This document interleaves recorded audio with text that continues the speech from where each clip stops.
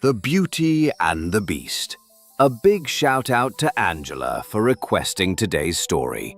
Make sure you tell us in the comments where you're watching from and which story you would like to see next.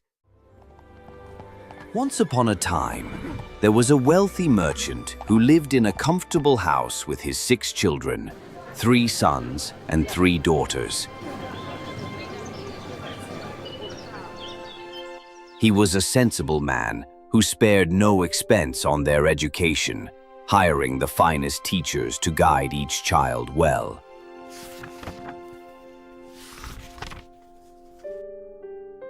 His daughters were all beautiful in their own right, but the youngest was especially striking, which made the elder sisters envious. From the day she was born, everyone admired her, calling her the Little Beauty. As she grew into a radiant young woman, the nickname stuck, and it was by this name that she became known. Naturally, this deepened her older sister's envy. Between them, the older 2 daughters were proud, even haughty. Accustomed to luxury and admiration, they refused to associate with ordinary townsfolk or the daughters of other merchants. They had decided that they would only entertain proposals from dukes or earls. Every day they went to parties, balls, theater outings, and concerts. By contrast, Beauty found her joy in books. She'd settle down for hours with stories of distant lands or wisdom, and loved to sing or play the harpsichord in her spare time. Suitors were plentiful. Many well-off men offered their hearts to those 2 older sisters but were turned aside. They wanted only aristocratic matches. Beauty, for her part, politely thanked those who courted her, saying she felt too young to marry and that she preferred to stay with her father a while longer.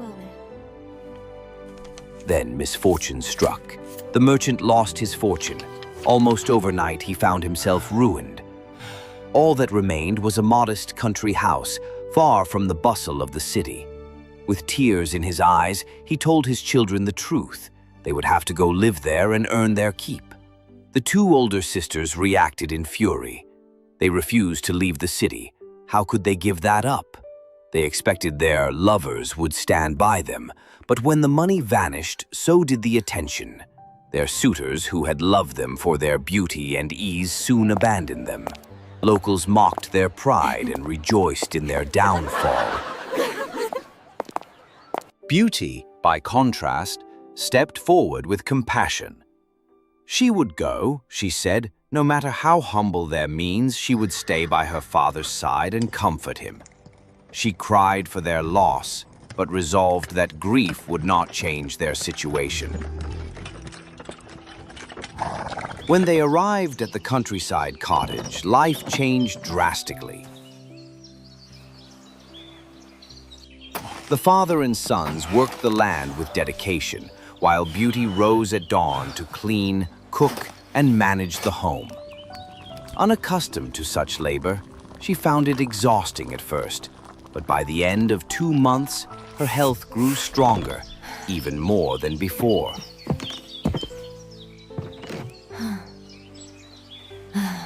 With chores done, she read books, practiced the harpsichord, sang or spun wool with gentle industry. Meanwhile, her 2 older sisters frittered away their days. Oh, I'm so bored. Look at her, scrubbing floors. How dull her life must be. Tears won't bring back our fortune. I must learn to be happy without it. Their father, however, valued Beauty more than ever. He saw that she not only possessed beauty, but kindness, humility, and extraordinary resilience. A year passed in this quiet life until one day the merchant received exciting news. A ship carrying his merchandise had finally landed safely. Hope returned. I demand a crimson silk gown. And I shall have ribbons and fine trinkets. Beauty asked for something simple, a single rose, since none grew in their little valley. She didn't long for luxuries. Her father smiled at her restraint and promised to bring it back.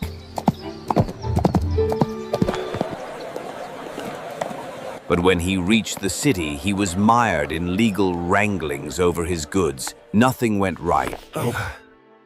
I'm afraid this is final. There's nothing more I can do. He returned poorer than ever. Saddened but undeterred, he resumed the journey home. A storm descended. Rain turned to snow. The wind lashed, and twice it threw him from his horse.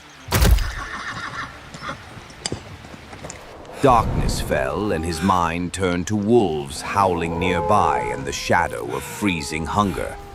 Then, through a line of trees, he saw a light beckoning. He urged his horse forward and discovered a grand palace, lit from top to bottom, yet silent. No servant came to greet him. The stable was open and its provisions plentiful. His tired horse ate gratefully while the merchant entered and found a lavish table with one place set. Though soaked and weary, he dared to help himself to some chicken and wine.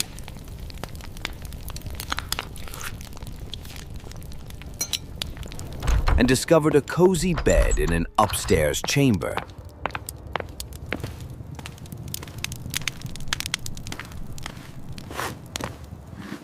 Exhausted, he fell into deep sleep.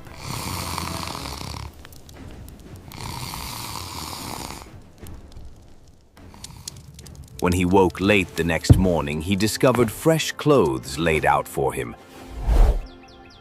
Through the window, he saw the garden full of flowers. Full of gratitude to his invisible benefactor, he sipped chocolate and thanked Madame Fairy in whispered words. But just before he left, he remembered Beauty's wish. He stepped into the garden and plucked a single rose. Ungrateful man! I gave you shelter, and you steal my rose? You shall die. Please, sir. It was for my daughter, who asked for nothing else. I cannot let you go, unless you go and bring back one of your daughters. She must come willingly and offer her life in your place. If not, you must return yourself to face me within 3 months. You may fill a chest with whatever you wish here and go with it. Given the choice between being eaten or offering a daughter, the merchant found some small comfort in being allowed to say goodbye first.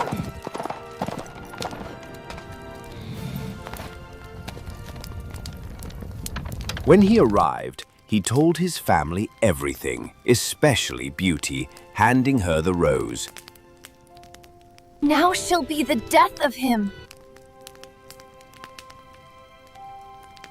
Then I shall go in his place.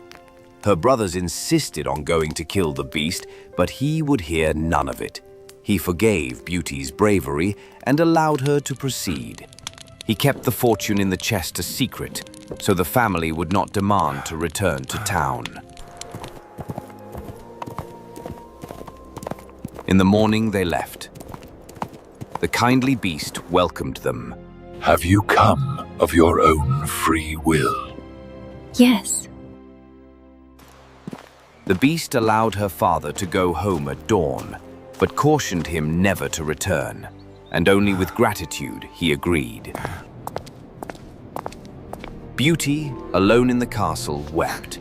It was strange and frightening. She resolved to make the most of it. She began exploring the palace and found a door inscribed with her name. Inside was everything she could love. A grand bedroom, a library, a harpsichord, and a collection of books. On an open page, written in golden letters, were these lines. Welcome, Beauty. Banish fear. You are queen and mistress here. Speak your wishes. Speak your will. Swift obedience meets them still. She whispered that all she wished was to know about her father. And at that moment, a magical mirror showed her home. Her father had returned home safely. The palace provided a rich dinner and enchanting, silent concerts every evening. At supper, the beast came to join her. Do you find me repulsive? Yes. He confessed he was ugly and lacking wit. Your heart is what truly matters, not how you appear. She found the beast kind and observant, and appreciated him for it. Every evening, the beast came, always at 9. His devotion warmed her. Yet every night he asked if she'd marry him, and every night she refused, kindly saying she valued him as a friend. Gradually, she realized she depended on his companionship, even loved it. I wish to see my father. You may, but promise to return in a week. Offering a ring. If she placed it on the bedside table before sleep, she would wake at home and return the same way. Father! Oh, no. He found a trunk bursting with beautiful gowns. It had appeared as if by magic. She dressed in the simplest gown. Her sisters arrived, their husbands by their side, and envied her splendor. The eldest's husband was handsome but vain. The second's husband made cynical jokes with cruelty. Beauty's sisters cried at her happiness and plotted to keep her longer. If she breaks her promise and stays longer, perhaps the beast will punish her. Let's wear her down with kindness. And when Beauty prepared to leave, their lamentation moved her to stay yet another week. Still, Beauty's heart was burdened. She loved the beast dearly and hated that he might suffer in her absence.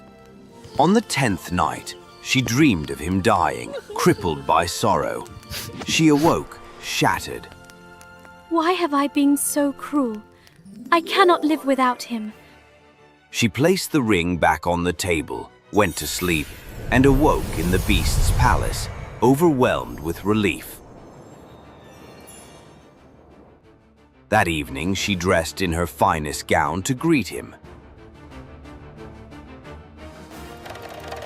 When the clock struck 9, he did not come. Panic rose, and she rushed through the castle distraught.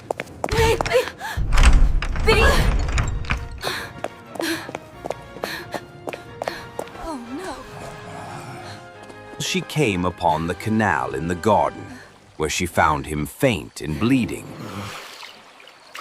Seeing you again lets me die content. Please do not leave me. I cannot live without you.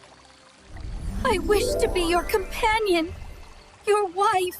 Instantly, the palace erupted in radiance. Music, fireworks, shimmering lights drew Beauty's gaze, but she was transfixed by what stood before her. The beast, transformed. No longer monstrous, he stood as a handsome, noble prince. A bewitched fairy cursed me to appear as a beast, until a woman loved me for my heart and goodness, not my looks. You have broken the spell. Your kindness has broken the spell. At that moment, the fairy of Beauty's dream entered with her father and the entire family, transported magically to the palace. The fairy blessed their union and announced that Beauty would be a great queen without losing her kindness. But to the two older sisters, whose envy and pride had no redemption, she pronounced a different fate, turned into statues outside their sister's palace, to remain as such until they learned to admit their faults. And so Beauty married the prince, and they lived happily for many years. A happiness rooted in love, virtue, and grace, just as all good fairy tales end.